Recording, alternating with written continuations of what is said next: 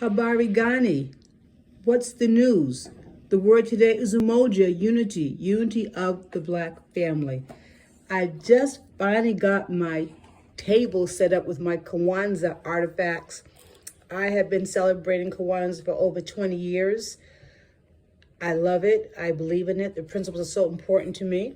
Kwanzaa really is a festive and spiritual celebration of oneness in the good life.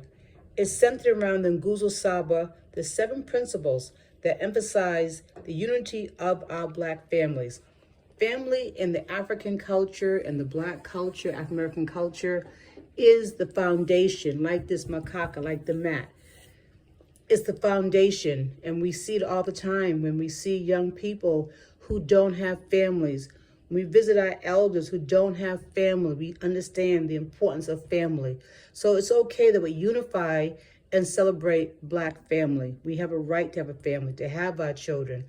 This day and this week of the 7 principles, each principle has a meaning that we can live by for the whole year to make our family stronger.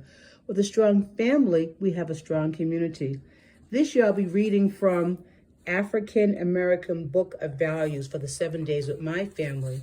I just want to talk about the extended family.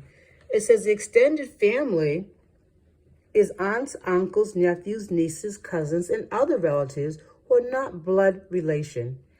All are important members of the Black family, stretching back through slavery and beyond to Africa. Each relative plays a special role in keeping African American culture intact. So that extra auntie, that godmama, that community grandpa, that best friend cousin, we've always done that, and we should continue. So Umoja, unity. Shafi Monroe, wishing you all a powerful, unified, self-determination Kwanzaa from 2023, ending on the first day of 2024. Power, blessings, peace. Black lives will always matter, have always mattered, will always matter. Ashe.